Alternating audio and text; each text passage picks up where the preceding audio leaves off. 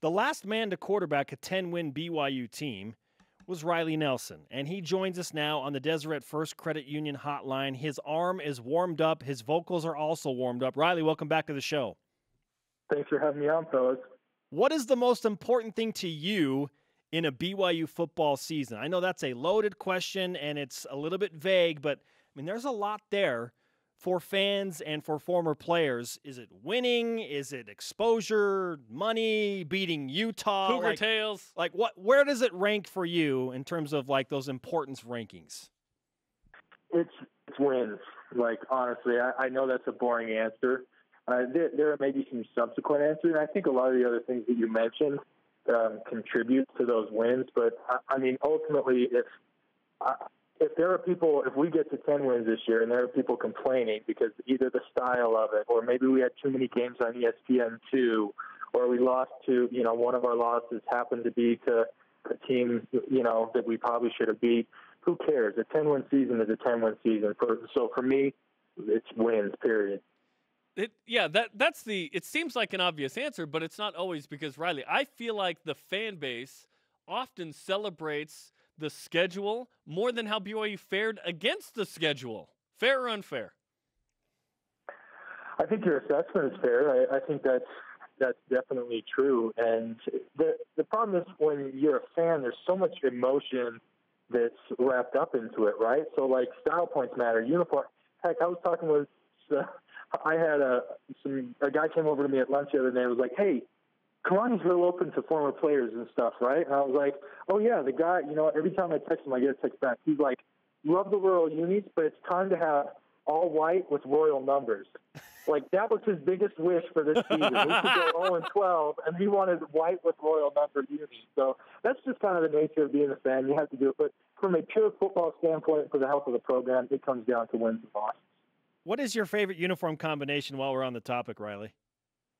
I was fortunate enough to be on a team that debuted the Blacks and the Royals. Now, I didn't start. That 2009 game versus Utah is when we debuted the Royals, and those were sweet. But I got to say, those Black games, unfortunately, it was in a loss to Oregon State, but it was on ABC, a nationally televised game, and, we played them tough down to the end, didn't come out with it. But my favorite right now are the Black. And then the addition, what we didn't have the chrome Royal face mask. I love that. I can't get enough of that. There were some good jerseys, absolutely, and I'm excited for BYU to continue, hopefully, down that path. We jokingly brought up the Max Hall rant against Utah and how that's cursed BYU in a way against Utah. Do you think there's something to that, a Max Hall curse from the rant? I wish I could blame it on that, but I think it has, or on him. I think it has more to do with turnover margin, probably first and foremost, and then second is that we've kind of struggled a few years. I think we're there now, but we struggled for a few years finding depth in the trenches where Utah had that depth and we didn't. So, and the fact that we turned the ball over, they were able to control the line of scrimmage slightly better than us. I think those are far bigger contributing factors than Max saying that he hates all Utes. Former BYU quarterback Riley Nelson with us on BYU Sports Nation. Follow him on Twitter at @RileyNelson_. Okay, Riley, we've spent a ton of time talking about BYU getting to that 10-win threshold. It hasn't happened since you were the quarterback in 2011. Why is 10 the number for BYU football? Because it proves that we can beat quality opponents on the road. The only way that we're going to get to 10 wins, now it's nice that we have Wisconsin and Utah coming to Provo, but that still means that we got to go. Is Boise at home or is Boise State's at home as well? Great home schedule, right? Oh, yeah, so there you go. It helps that we have those three this year, but that still means you got to get either Mississippi State on the road or LSU at a neutral site, which that's a tall ask. So yeah, that's a de facto road game, though. I mean, it's in Houston. Yeah, no question. Yeah, I mean, you're right. It's not in Baton Rouge, but no question that that'll be a home game for LSU. They're traveling a matter of hours. They could easily bus there, and for us, it's a 3-4 hour flight.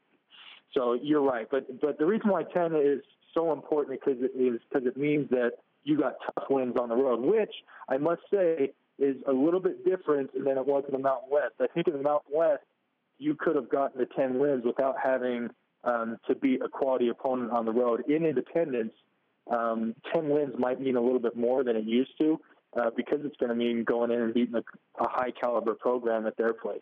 Absolutely. I think that, like a 9-win season for BYU now is equal to 10 in the Mountain West back in the day. And BYU scheduling really tough. There was a conversation yesterday about Boise State's model for scheduling and how successful they've been, which I think is kind of what BYU did in the 80s to get to the point where they were. And now BYU as an independent scheduling really tough. Do you like where BYU's scheduling, which is yielding about 8.5 wins a year in independence? Or would you like to see it back off just a touch to try and get above that 10-win threshold? So I think you measure it by who's closer to being included in the Power Five. I mean, unfortunately, that's the nature of college football right now. Is that it's a haves or the have-nots, and unfortunately, we're on the outside looking in. And so I think you have to objectively look at it. Is Boise State's model of winning 10 games, maybe sneaking an at-large invite to a New Year's Six and dominating Mountain West, is that getting them any closer to an invite from one of the P5 conferences than what we're doing? And I don't think there's a clear-cut argument either way. In fact, I would argue that our ability to schedule more P5 opponents and to go to their place, and while we haven't had as many wins, we've proven that we can play with those guys on that level. And so, no, I don't think that they would back off. I'm always, my senior season was this one. People ask me about that. We lost. It was similar to last year, 4 games by 7 points, combined 7 points and all that. And this is the honest truth. I am so much more proud of the fact that we went up against, number 4 Notre Dame at their place. Oregon State was ranked 8 when we played them. Unfortunately, we lost to a San Jose State team, but it was on the road. They finished 14th. In other words, we took our shot against some of the best that college football had to offer. The ball didn't always bounce in our favor, but I feel far better having done that than had we played some patsies, gone 11-2, but without any real test of our skill. Talking with Riley Nelson on BYU Sports Nation, we've talked a lot about the Furious Five: LSU, Utah, Wisconsin, Boise State, and Mississippi State. Those 5 big games that you circle on BYU's schedule this year. Which game do you feel like is the most winnable of those Furious 5 between LSU, Utah, Wisconsin, Mississippi State, and Boise State? I think it's Boise because I think that our talent level, I actually think where it might have been easy, even with Boise, having watched them last year play both BYU and Utah State. And, Boise's on TV a lot, so I get to watch them. So I think they're the easiest because I actually think our talent level surpassed them. Also, we get them at home, and they are not the juggernaut that they were in years past. They continue to win football games, but just objectively, talent-wise and as a team, they're not what they were. And then from there, I'd probably come down and say, next one is Mississippi State. Yeah, they're an SEC school, but I don't want to give them too much credit for that. I think that their program still has a little way to go. Then third, I'd go Utah. They're going to be a tough opponent, but it's the merry-go-round at offensive coordinator. We kind of know what we're going to get from Utah, and the fact that we get them at home, I think does that. And then I think we kind of go into a next echelon of talent that we're playing against, and then I'd probably go LSU 2, Wisconsin 1. I think LSU might be a little bit more talented than Wisconsin, but early season games, you don't have teams are still trying to find their identity. There's not as much tape. Also, LSU has had some changes in their coaching staff. So I think we got a little bit better chance at sneaking up on those guys. And then Wisconsin's just going to be really tough. That's the 4th or 5th game of the season. I mean, teams by that point pretty much are who they are. There aren't really a lot of surprises. And the tough thing about Wisconsin is that we have very similar styles, but I think they're probably, 5 years in front of us from a depth and recruiting standpoint. Vegas came out a couple weeks ago and said that they think Utah is a 5.5-win team this year. Does that mean BYU has to win this game, given 6 in a row, and Utah's probably down versus last year?